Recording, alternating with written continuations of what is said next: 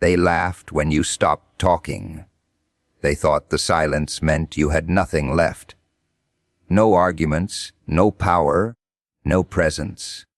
Just empty. But what they didn't see, what they could never understand, is that silence isn't absence. It's control. While they were busy making noise, you were watching, learning, calculating every move, every weakness, every pattern they exposed without even realizing it.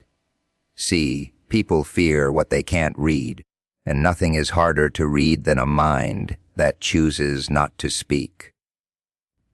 Your silence made them comfortable at first, then curious, then uneasy, because deep down they know something is happening behind that calm exterior. Something they can't predict, can't manipulate, can't stop.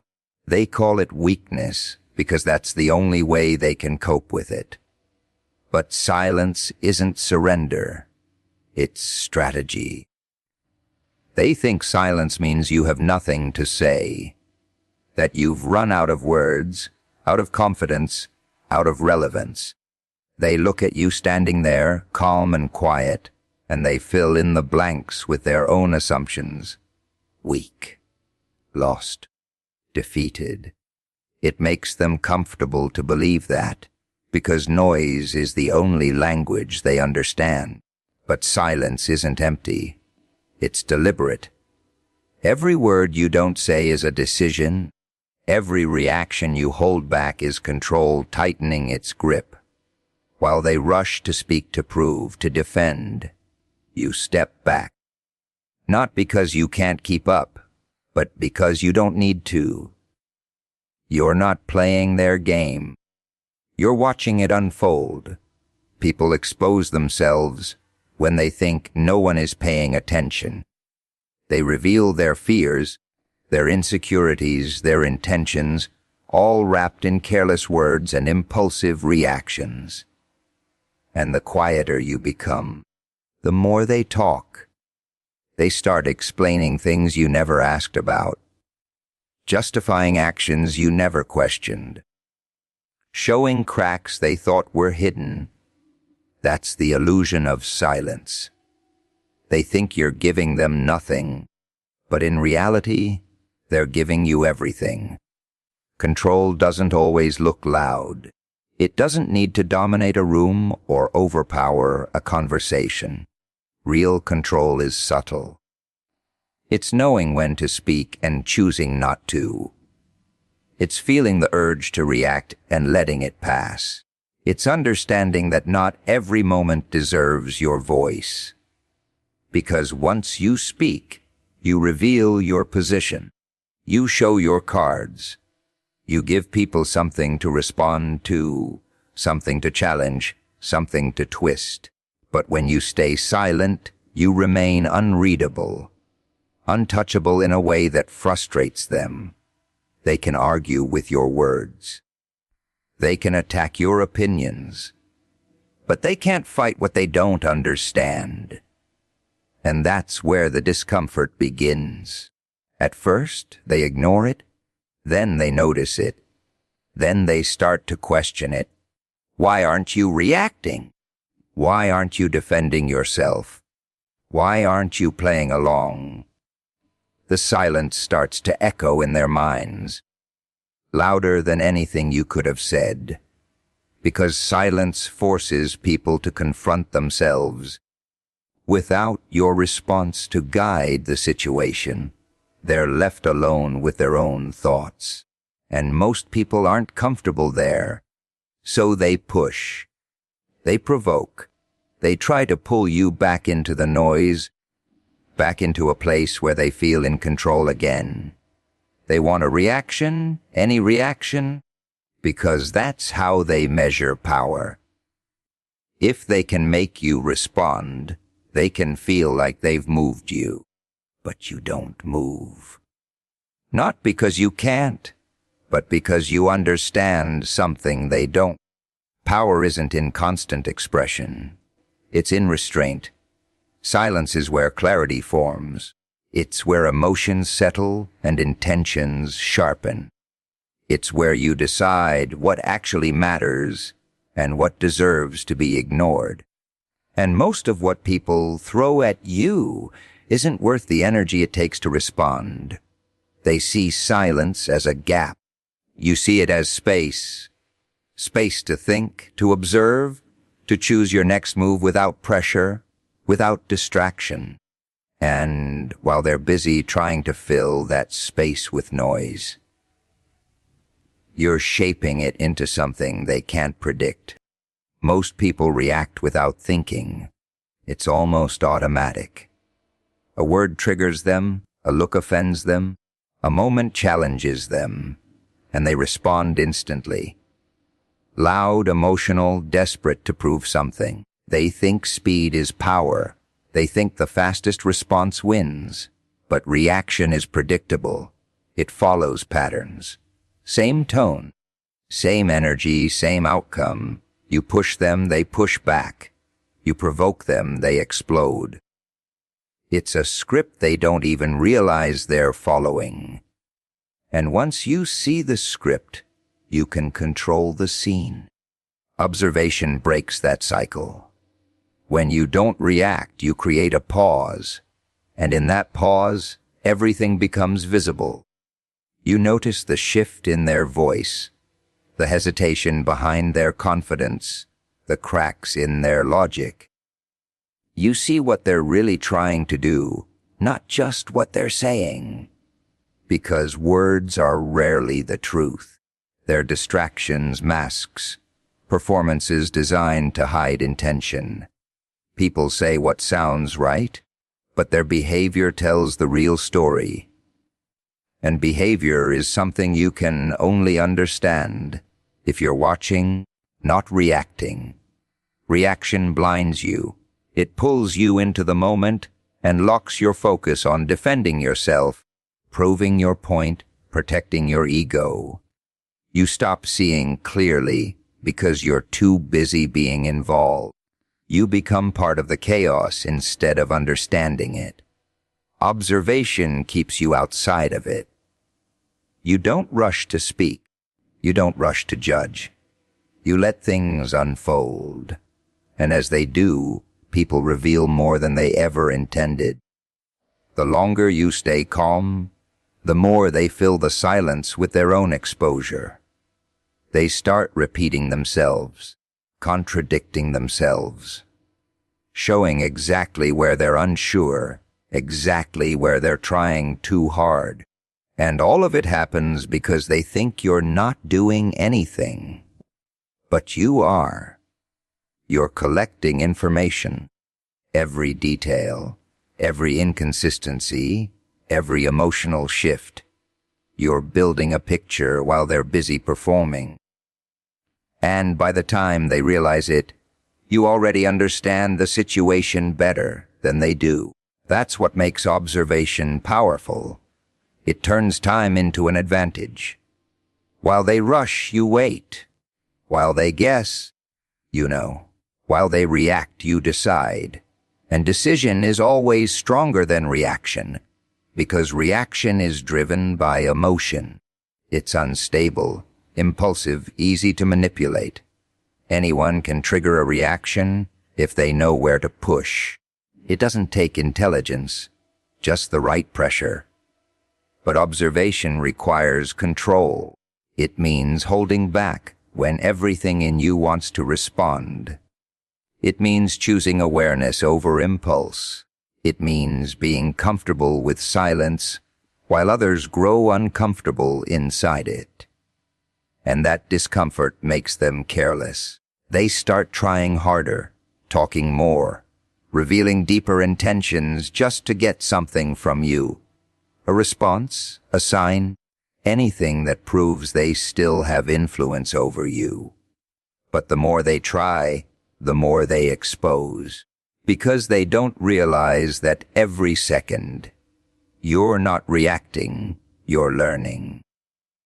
You're seeing how they operate under pressure, how they behave when they're unsure, how far they're willing to go just to get your attention.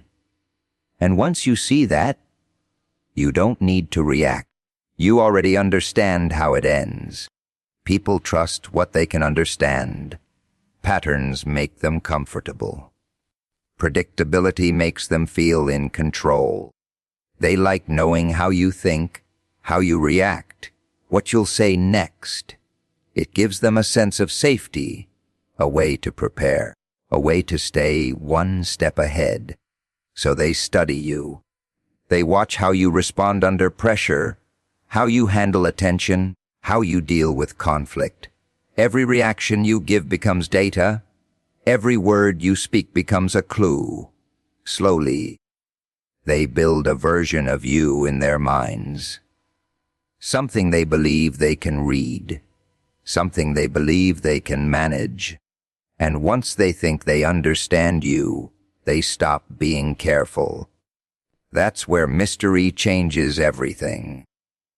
When you don't reveal everything, when you don't respond the way they expect, when your actions don't follow their assumptions, the pattern breaks. And the moment the pattern breaks, their control disappears with it, because confusion creates distance. They start second-guessing themselves. Was that intentional? Are you aware of what they're doing? Did you see something they tried to hide? Questions begin to replace certainty, and certainty is what they depend on. Mystery forces them into unfamiliar territory. They can't predict your next move. They can't prepare for your reaction. They don't know if you're passive or calculating, unaware or fully in control. And that uncertainty makes them cautious. People act differently when they're unsure. They hesitate. They hold back. They start analyzing you instead of focusing on themselves. Their energy shifts from action to speculation. And while they're trying to figure you out, you're already steps ahead without even moving, because you're not giving them anything fixed to work with. No consistent reaction, no obvious weakness, no clear intention they can point to. Just fragments, small glimpses that never fully connect into something solid, enough to keep them thinking, but never enough to give them clarity. And clarity is what removes fear. Without it, they create their own stories. They imagine possibilities, outcomes, meanings that may not even exist, and those imagined versions of you become more powerful than anything you could openly show. That's the quiet advantage of mystery. You don't have to prove strength when people already feel uncertain around you. You don't have to defend yourself when they're too busy trying to understand you. Your presence becomes something they can't define, and anything undefined feels bigger than it actually is. They'll test you at first. Small attempts to provoke a reaction. Subtle moves to see if you follow the usual script. They want confirmation, something that brings you back into a pattern they recognize. But when that confirmation never comes, the discomfort grows. Because now it's not about controlling you anymore.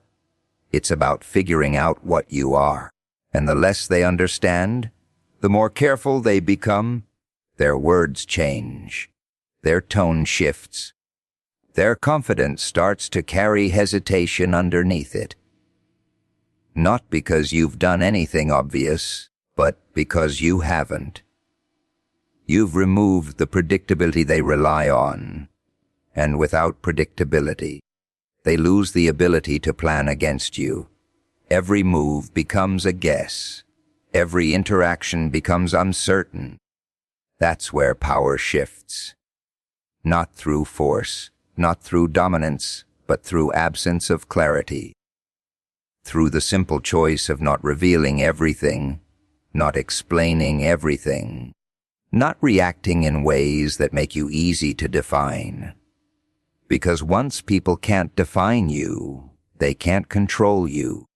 And when they can't control you, they start questioning themselves instead of you.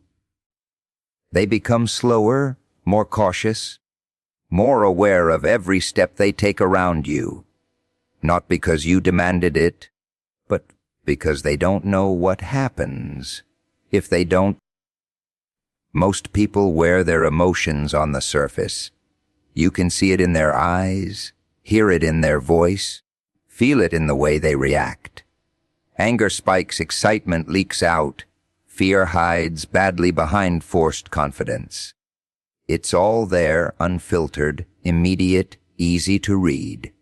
And because it's easy to read, it's easy to use. All it takes is the right word, the right pressure, the right moment, and they lose control. They say things they didn't plan to say, make decisions they didn't think through, expose parts of themselves they were trying to protect. They believe they're expressing strength, but what they're really doing is handing over control. Emotion without discipline is a weakness people mistake for honesty. It feels real, it feels powerful, but it's unstable. It shifts too quickly, reacts too easily, and once it's triggered, it takes over everything else. Logic fades, awareness narrows, and suddenly the situation isn't about understanding anymore. It's about winning, proving, reacting. That's where mistakes are made. Because when emotion leads, control disappears. You stop choosing your actions and start chasing your feelings. Every move becomes a response instead of a decision. And responses can be predicted, guided, manipulated by anyone who knows where to apply pressure. But discipline changes the structure completely. It doesn't mean you don't feel. It means you don't let what you feel decide what you do. There's a gap between the trigger and the reaction, and in that gap is control. The ability to pause, to observe, to decide whether the moment deserves your energy or your silence. Most people never create that gap. They move from feeling to reacting in an instant. No filter, no control, no awareness of what they're revealing in the process. And the more intense the emotion, the faster that reaction comes. Discipline slows everything down. It gives you space to see the situation for what it is, not what it feels like in the moment. It lets you recognize when someone is trying to provoke you, when they're testing your limits, when they're waiting for you to lose control so they can gain it. And when you don't react the way they expect, it throws them off.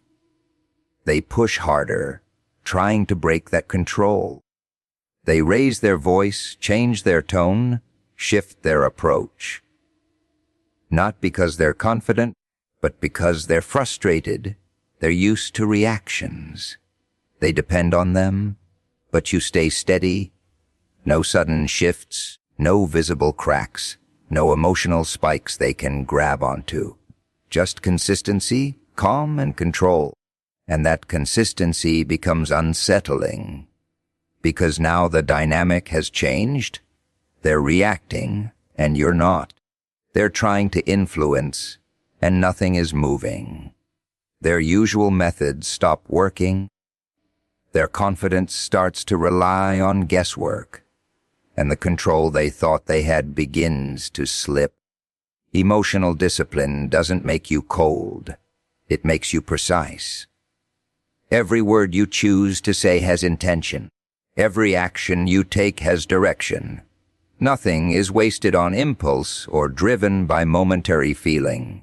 And that precision makes you harder to challenge, harder to read, harder to affect. Because there's nothing loose to pull on. No obvious trigger, no visible weakness, no easy way in. Just a controlled presence that doesn't shift under pressure. doesn't react under provocation, doesn't break under intensity, and people notice that. Even if they don't understand it, they feel it. The difference between someone who is controlled by emotion and someone who controls it. One is loud, reactive, predictable. The other is quiet, steady, and impossible to move without permission. And that difference is where real strength exists. People need to believe they understand you. It gives them comfort, a sense of control, a way to measure where they stand. So they look at you, listen to you, and make a quick judgment: strong, weak, smart, irrelevant. They don't take long, and they don't question it. Once they've decided, they settle into that belief like it's fact. And most of the time, they want to believe you're less than what you are. It makes things easier for them. If you're not a threat, they don't have to be careful. If you're not capable, they don't have to watch you closely. They can relax, drop their guard, speak freely, act without thinking. That's the advantage. Underestimation creates space. Space where you're not being analyzed, not being challenged, not being treated like someone who could disrupt anything. You become background noise in their minds, something they don't feel the need to manage. And when people stop managing you, they start exposing themselves. They reveal plans they wouldn't normally reveal. They speak openly about intentions they would usually hide. They move without caution, without awareness, without the sense that anyone is paying attention to what they're doing. Because in their mind, you don't matter enough to notice. That assumption becomes their weakness. While they're busy overlooking you, you're watching everything. Every detail, every pattern, every shift in behavior. You're learning how they think, how they act under pressure, how they handle confidence, and how they handle doubt. And the more they underestimate you, the more they show. It's a strange kind of blindness. Not forced, not accidental, but chosen. They see what they want to see, not what's actually there. And once that belief settles in, it's hard for them to break out of it. Even when signs start to appear, they'll notice small things at first, a moment where you respond differently than expected. A situation where you handle something better than they assumed you could. But instead of questioning their judgment, they ignore it. They protect their assumption. Because admitting they were wrong means admitting they missed something. And most people would rather stay comfortable than be accurate. So they double down. They keep treating you the same way, keep underestimating, keep overlooking. And every time they do, they give you more room to operate without resistance. That's where things shift. Because you're not trying to prove them wrong. You're not stepping forward, demanding recognition, forcing them to see what they missed. That would only bring attention back to you, break the illusion, make them cautious again. Instead, you let them stay comfortable. You let them believe what they want, think what they want, underestimate as much as they need. Because the longer they stay in that mindset, the deeper they commit to it. And the deeper they commit, the harder it is for them to react when reality changes. When the moment comes, it doesn't feel gradual to them. It feels sudden, unexpected, like something shifted without warning. But nothing actually changed in that moment. You were always capable. They just chose not to see it.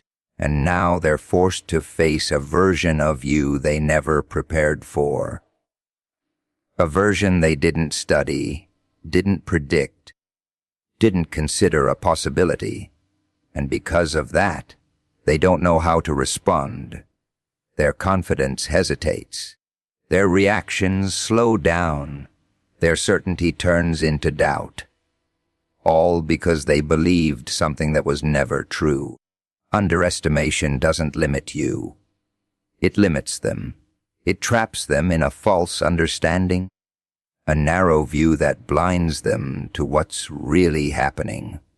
And while they stay inside that illusion, you move freely outside of it, untouched by their expectations, unaffected by their judgments, and by the time they realize the mistake, they're already behind. Noise feels powerful. It fills the room, demands attention, creates the illusion of control. People raise their voices, stack their words, push their opinions forward as if volume alone can define truth. And for a moment, it works. It looks dominant. It sounds convincing. It draws focus. But noise fades quickly. The louder it is, the faster it burns out. It relies on constant energy, constant reinforcement, constant reaction. Without that, it collapses into nothing. And most people don't realize they're trapped in that cycle, always needing to speak, always needing to respond, always needing to prove. Because without noise, they feel invisible. They think silence makes them smaller, so they compensate with volume. They talk more, react faster, insert themselves into every moment just to stay relevant. But in doing that, they lose precision. Their words become scattered, their intentions unclear, their actions driven by urgency instead of direction. That's where strategy separates itself. Strategy doesn't rush. It doesn't depend on being seen or heard in every moment. It chooses when to appear, when to act, when to speak. And that choice is what gives it weight. Because when something is rare, it becomes valuable. When you don't speak often, your words carry more impact. When you don't act impulsively, your actions feel intentional. People start paying attention, not because you're loud, but because you're selective. They begin to notice the pattern. You don't respond to everything. You don't engage in every conflict. You don't chase attention or try to dominate every conversation. And that restraint creates a different kind of presence, one that isn't built on noise, but on timing. Timing is where strategy lives. Saying the right thing at the wrong time weakens it. Acting too early exposes it. Acting too late wastes it. But when timing is precise, even the smallest move can shift everything. And precision only comes from patience. While others are busy reacting, you're waiting. Not passively, but deliberately. You're watching the situation unfold, letting people reveal themselves, letting the moment develop into something clear. You're not rushing to be part of it. You're deciding how and when to enter it. That decision makes all the difference, because when you finally act, it doesn't feel random. It feels calculated, focused, directed at exactly what matters, nothing wasted, nothing unnecessary. And that's what makes it effective. Noise tries to overwhelm. Strategy targets. Noise spreads energy everywhere. Strategy concentrates it in one place. One move, one statement, one action that lands exactly where it needs to, without warning, without build-up, without giving anyone time to prepare. And preparation is what people rely on. When they hear noise, they get ready. They defend, they counter, they respond. But strategy doesn't announce itself. It doesn't give signals or warnings. It appears when it's already in motion. That's why it's harder to stop. By the time people recognize it, it's already taken effect. The shift has happened. The moment has passed. And all that's left is reaction. But reaction comes too late because strategy isn't about being the loudest voice. It's about being the most deliberate one. Every step has a purpose. Every word has direction. Every action is chosen, not triggered. And that level of control makes you unpredictable in a different way. Not chaotic, but precise in a way others can't follow. They try to match it with noise. More words, more reactions, more effort to regain control. But noise can't compete with something that isn't playing the same game. Because while they're focused on being heard, you're focused on being effective. And effectiveness doesn't need an audience.